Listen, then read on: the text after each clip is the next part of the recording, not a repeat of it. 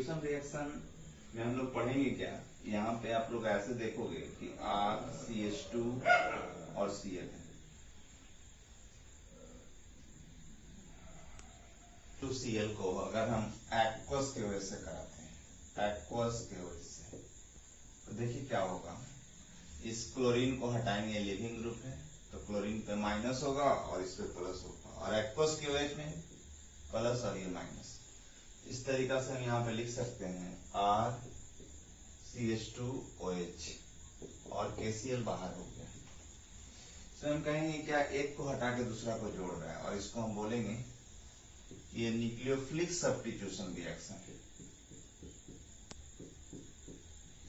ये nucleophilic substitution reaction, इसी को बोलते हैं न्यूक्लियोफिलिक सब्स्टिट्यूशन। एक को हटा के दूसरा को जोड़ रहे हैं, सब्स्टिट्यूशन रिएक्शन हो गया। और एक और होता है वो इलेक्ट्रोफिलिक सब्स्टिट्यूशन रिएक्शन। बेंजीन पे हमेशा इलेक्ट्रोफिलिक सब्स्टिट्यूशन रिएक्शन होता है, और देखिए कैसे होता है, अगर कोई भी इलेक्ट्रोफाइल हम लाके जोड़ रहे हैं तो करेगा क्या, सिंपली हम ऐसे बोल सकते हैं कि यहाँ पे हाइड्रोजन था, क्योंकि कार्बन 4 बॉन्ड बनाता है, तो हाइड्रोजन था यहाँ पे, और हाइड्रोजन को हटा के इलेक्ट्रोफाइल को ऐड करा देते हैं। इसको हम बोल देंगे इलेक्ट्रोफिलिक सब्स्टिट्यूशन रिएक्शन। इसको हम बोलेंगे electrophilic substitution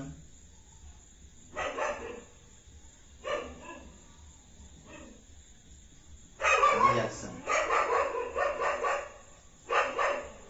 electrophilic substitution reaction है, बेंजीन पे हमेशा इलेक्ट्रोफाइल आएगा, यहां से इसको हम हटाएंगे, कार्बन का माइनस इस पे प्लस हो जाएगा, और ये माइनस वाला प्लस से जोड़ देंगे और ये इलेक्ट्रोफिलिक सब्स्टिट्यूशन रिएक्शन हो जाएगा। इसको अगर हम ऐसे देखना चाहेंगे,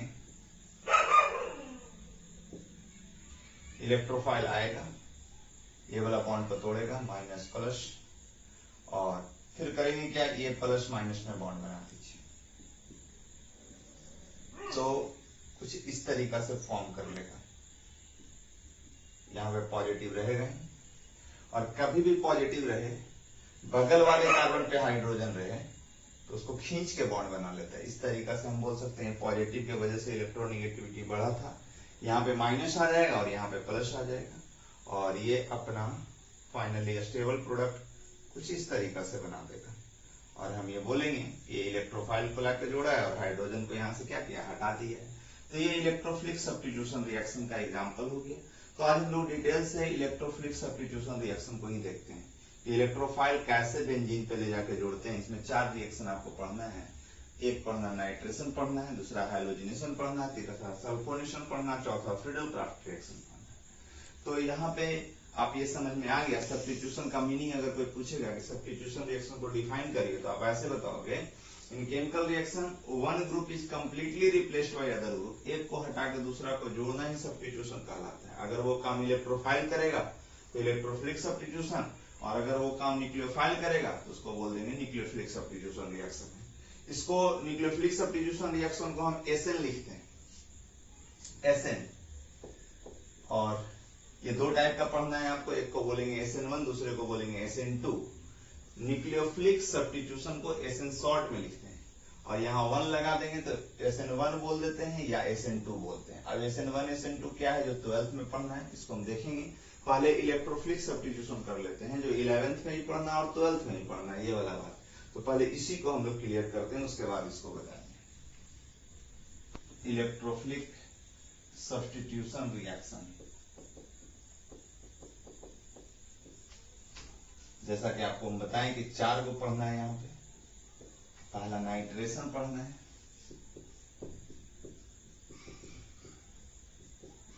नाइट्रेशन रिएक्शन। इसमें क्या होता है, तो रीएजेंट इसका याद करोगे, किसके प्रेजेंस में रिएक्शन होता है, तो कॉन्सेंट्रेटेड HNO3 और H2SO4, ये रीएजेंट है नाइट्रेशन रिएक्शन के लिए। बेंजीन को अगर कॉन्सेंट्रेटेड HNO3 और H2SO4 से रिएक्शन कराते हैं तो बना क्या देता है, नाइट्रोबेंजीन बनाएगा, हाइड्रोजन को हटा के NO2 ग्रुप को ऐड करा देता है, और इस रिएक्शन को हम बोल देते हैं नाइट्रेशन रिएक्शन। अगर नाइट्रेशन रिएक्शन आपसे पूछेगा क्या है तो आप बताओगे उसको कि benzene on reaction with concentrated HNO3 और H2SO4 then nitrobenzene is form and this reaction is known as nitration reaction. इसी को बोलते हैं नाइट्रेशन रिएक्शन। अब बात ये आता है कि ये दोनों ग्रुप NO2 लाके इस पे जोड़ता है, कैसे? तो देखो हम यहाँ पे इसका मैकेनिज्म करते हैं, कैसे होता है जिसका बात करते हैं। HNO3 और H2SO4 क्या है? दोनों एसिड है, दोनों H प्लस आयन देगा, लेकिन हम ये बोलते हैं कि H2SO4 क्या है? स्ट्रॉन्ग एसिड है। H2SO4 स्ट्रॉन्ग एसिड है जो क्या करेगा? H प्लस आयन देगा। H प्लस आयन देगा तो इसको हम लिख सकते हैं H प्लस और HSO4 माइनस। और HNO3 का स्ट्रक्चर आप ड्रॉ कर लो। HNO3 का स्ट्रक्चर आप लिखोगे तो कुछ इस तरीका से होता है। HNO3 का स्ट्रक्चर ऐसे लिखते हैं। तो ये H प्लस आयन दिया था और ये H प्लस आयन को क्या करेगा? एक्सेप्ट कर लेगा, लोन पेयर इलेक्ट्रॉन्स अपना इसको सप्लाई कर लेगा।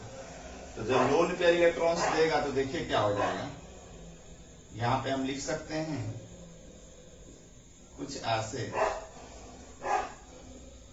इस तरीका से लोन पेयर देगा तो उस ऑक्सीजन पे क्या लेगा? पॉजिटिव चार्ज आ जाएगा, और पॉजिटिव आने से इलेक्ट्रोनिगेटिविटी बढ़ जाता है, खींचेगा उसको माइनस और इस पे प्लस आ जाएगा। और यहां से लिखेंगे NO2 प्लस आ गया और H2O क्या होगा? बाहर हो जाएगा। अब इसको, इस दोनों जब रिएक्शन किया है तो यहाँ पे इलेक्ट्रोफाइल का जनरेशन हो गया NO2 प्लस। आपसे पूछेगा कि नाइट्रेशन रिएक्शन में इलेक्ट्रोफाइल का काम कौन करेगा, तो आप यहाँ पे बता देते हैं कि इलेक्ट्रोफाइल का काम करेगा NO2 प्लस। इलेक्ट्रोफाइल जब जनरेट कर लिए हैं तो उसको बेंजीन पे ले जाके जोड़ देंगे, बेंजीन पे ले जाके जोड़ेंगे ऐसे।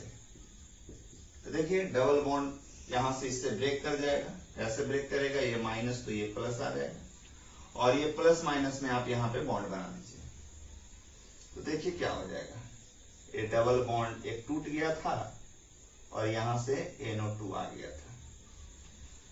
अब NO2 इसके बगल में यहाँ पे पॉजिटिव है और यहां से H प्लस आयन को खींचेंगे। पॉजिटिव आने से क्या होता है? इलेक्ट्रोनिगेटिविटी बढ़ जाता है। यहाँ पे माइनस आ जाएगा तो यहाँ पे प्लस आ जाएगा। और आप यहाँ पे लिख सकते हो इसको, यहाँ पे हम लोग ऐसे लिख देते हैं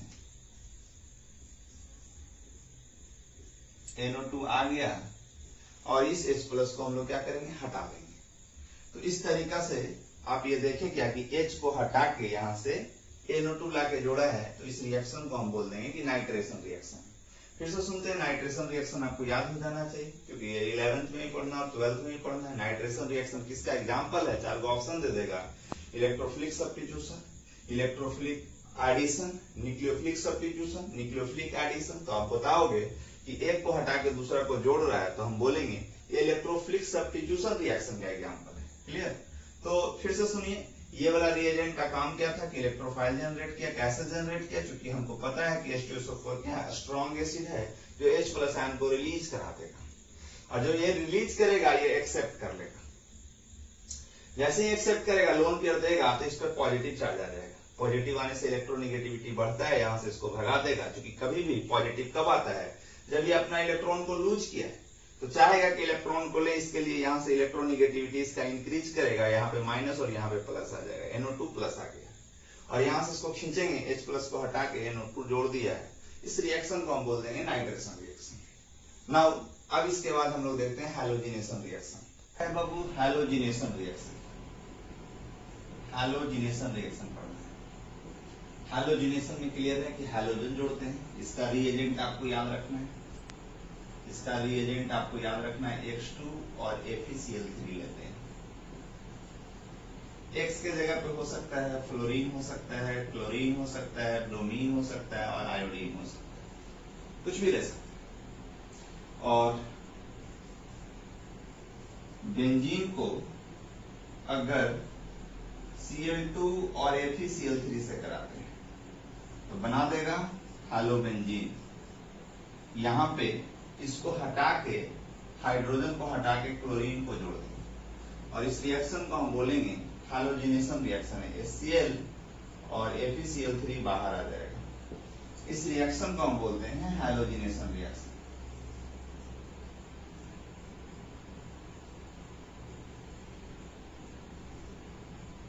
हैलोजिनेशन रिएक्शन इसी को कहते हैं। चलिए इसका देखते हैं, इसका मैकेनिज्म देखते हैं हम लोग कैसे आखिर ये हो जाता है। तो हम यहां पे बोलेंगे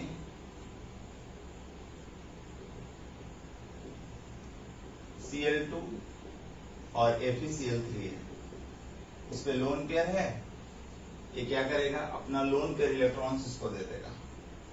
तो जैसे ही इलेक्ट्रॉन से लूज करेगा, ये क्लोरीन पे क्या आ जाएगा, पॉजिटिव चार्ज आ जाएगा, और FeCl3 पे क्या आ जाएगा, निगेटिव आ जाएगा। क्यों? क्योंकि अपना लूज किया और ये गेन किया। FeCl3 कैसा है, लेविस एसिड का काम करता है। लेविस एसिड मींस क्या, इलेक्ट्रॉन को लेना चाहेगा तो लेगा, तो इस पे निगेटिव आएगा और इस पे क्या आ जाएगा, पॉजिटिव आ जाएगा। और यहाँ पे पॉजिटिव आने से आपको पता है, अभी बोले थे कि इलेक्ट्रोनिगेटिविटी बढ़ जाता है, मींस इसको खींच के बाहर करेगा माइनस, और इस पे आ जाएगा प्लस। Cl प्लस हो गया और FeCl4 माइनस आ जाएगा। फिर से समझते हैं कैसे हो रहा है। यहाँ पे पॉजिटिव आने से इलेक्ट्रोनिगेटिविटी बढ़ेगा तो माइनस और प्लस में बॉन्ड को तोड़ेगा। अब इस पे देखिए, एक प्लस माइनस खत्म हो जाएगा तो 3 और 1 4 क्लोरीन हो गया और एक माइनस आ जाएगा। Cl प्लस, आप ये बोल सकते हो कि इस रिएक्शन में इलेक्ट्रोफाइल का काम कौन किया, तो आप बोलेंगे कि Cl प्लस का काम किया। अगर यहाँ पे X2 लेते तो इलेक्ट्रोफाइल का काम X प्लस करता, Br2 लेते तो Br प्लस करता, तो इलेक्ट्रोफाइल जनरेट हो गया। अब इसको बेंजीन पे ले जाके अटैक करा देंगे, बेंजीन को Cl प्लस से रिएक्शन कराते हैं, तो क्या होगा, जो देखिए ये वाला बॉन्ड टूटेगा माइनस और प्लस में, और पॉजिटिव आने से यहां से इस तरीका से बॉन्ड ये जोड़ देगा, क्योंकि पॉजिटिव आया है और निगेटिव में बॉन्ड को टूटा है, प्लस माइनस में बॉन्ड बन जाएगा। तो आप देखोगे क्या, यहाँ पे Cl जोड़ देंगे और इस पे पॉजिटिव आ गया। पॉजिटिव आने से क्या होता है, इलेक्ट्रोनिगेटिविटी बढ़ जाता है। यहाँ पे हाइड्रोजन था, इस हाइड्रोजन को निकाल देंगे और कुछ ऐसा बात हो जाएगा, H प्लस निकालेंगे और यहाँ पे कुछ इस तरीका से बात हो जाएगी। तो हम बोलेंगे कि रिएक्शन में क्लोरीन को ऐड करा रहे हैं, हाइड्रोजन को हटा के, और ये रिएक्शन हो गया हैलोजिनेशन रिएक्शन का एग्जाम्पल। अगर Br2 लेते तो Br2 यहाँ पे Br आके जुड़ जाता। देखो इसमें प्रॉब्लम क्या होता है यहाँ पे, कि फ्लोरीन बहुत ज्यादा रिएक्टिव होता है और आयोडीन बहुत लिस्ट रिएक्टिव होता है, तो आयोडोबेंजीन बनाना डिफिकल्ट हो जाता है। अगर हम लोग यहाँ पे इस तरीका से बात ये हो गया, क्लोरीन और ब्रोमीन के लिए सुटेबल होता है, फ्लोरीन और आयोडीन के लिए सुटेबल नहीं होता है। क्यों सुटेबल नहीं होता है, क्योंकि आयोडीन का रिएक्टिविटी बहुत कम होता है, बहुत कम होता है। तो यहाँ पे आयोडोबेंजीन बनाने के लिए हम लोग करते क्या है, एक सुटेबल ऑक्सीडाइजिंग एजेंट यहाँ पे लगाते हैं, मीन्स HNO3 लेते हैं या H2O2 लेते हैं। तो वो करता क्या है कि यहाँ पे आयोडीन बनाने के लिए, मीन्स हमको इसको ऐसे लिख सकते हैं, बेंजीन अगर बनाना होगा तो I2 और FeCl3 सिर्फ लेंगे तब नहीं बनेगा। तब क्या करेंगे, यहाँ पे एक ऑक्सीडाइजिंग एजेंट आपको कंसिडर करना पड़ेगा। वो ऑक्सीडाइजिंग एजेंट या तो H2O2 हो सकता है या HNO3 हो सकता है, तब जाके आपका आयोडोबेंजीन का फॉर्मेशन हो जाएगा। क्लियर?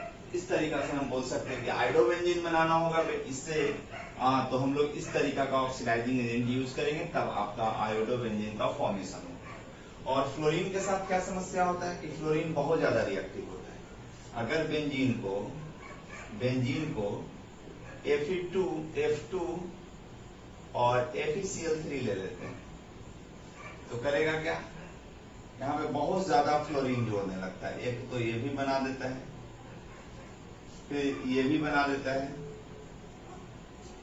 पॉलीफ्लोरिनेशन का केस होने लगता है,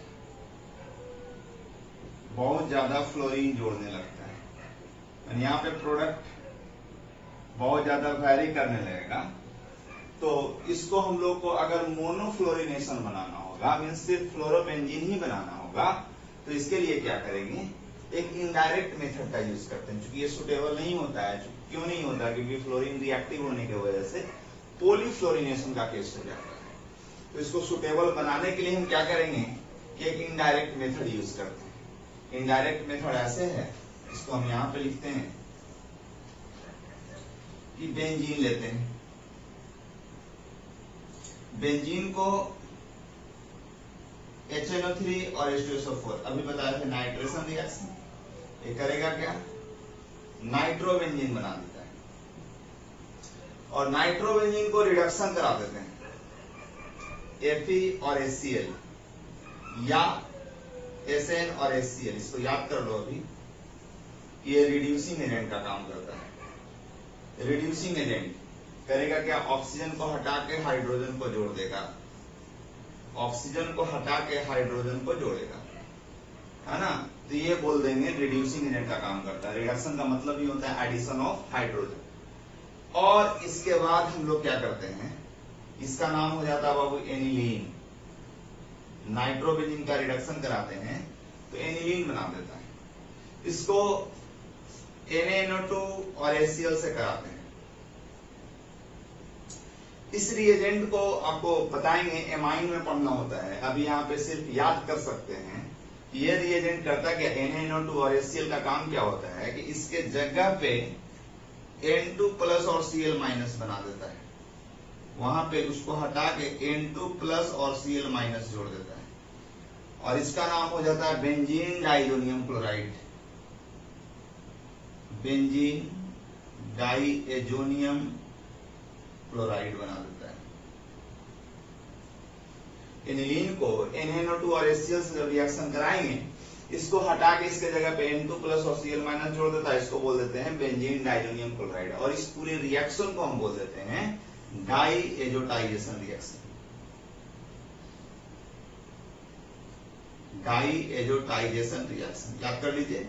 डाइएजोटाइजेशन रिएक्शन कोई पूछेगा क्या है, तब बताओगे कि एनिलीन को NaNO2 और HCl से रिएक्शन कराते हैं तो इसके जगह पे N2 प्लस और Cl माइनस जोड़ता है, इसको बोल देते हैं बेंजीन डाइजोनियम क्लोराइड। और इस रिएक्शन को बोलते हैं डाइएजोटाइजेशन रिएक्शन। इसका मैकेनिज्म हम लोग कहाँ पे करेंगे, एमाइन में करेंगे। एमाइन जब हम लोग स्टार्ट करेंगे तो वहां पे बताएंगे, अभी आप इसको याद ही रख सकते हैं क्योंकि फ्लोरोबेंजीन नहीं बन रहा था। और इसको HbF4 से रिएक्शन कराते हैं, HbF4। HbF4 टूटता कैसे है, यहाँ पे हम लोग लिखते हैं HbF4 टूटता है H प्लस और BF4 माइनस, और ये टूटता है F माइनस और BF3, इस तरीका से। तो यहां से फिर से आप देख लो, HbF4 क्या दिया था, F माइनस दिया था, और यहाँ पे हम लोग लिख सकते हैं ये माइनस और यहाँ पे प्लस। मीन्स यहाँ पे आप देखोगे कि फ्लोरोबेंजीन का फॉर्मेशन, फ्लोरोबेंजीन बना दिया। बाई प्रोडक्ट लिखना चाहेंगे तो बाई प्रोडक्ट हो जाएगा BF3 HCl, हाँ, और नाइट्रोजन गैस बन के यहाँ से रिलीज करा देता है और फ्लोरोबेंजीन मेरा बन गया। तो आप याद करोगे ये 4 स्टेप में काम हुआ है। पहला स्टेप, बेंजीन को NO2 जोड़ दिए हैं नाइट्रेशन के थ्रू में, नाइट्रेशन को रिडक्शन कराए हैं तो एनिलीन बना दिया है। एनिलीन को डाइएजोटाइजेशन कराए तो बेंजीन डाइजोनियम क्लोराइड, और बेंजीन डाइजोनियम क्लोराइड को HbF4 से रिएक्शन कराए हैं तो F माइनस यहाँ पे ले जाके जोड़ा है और हम बोल देंगे कि ये फ्लोरोबेंजीन का फॉर्मेशन हो। तो फ्लोरोबेंजीन बनाने के लिए सिर्फ फ्लोरोबेंजीन बनाना है, ये सब नहीं बनाना था। यहाँ पे चूंकि इस मेथड से अगर हम जा रहे थे तो बहुत सारा प्रोडक्ट बन रहा था, तो उसको इलिमिनेट करने के लिए एक इनडायरेक्ट मेथड आपको ये वाला याद रखना पड़ेगा यहाँ पे। क्लियर? तो आपका सेकंड हो गया हैलोजिनेशन रिएक्शन।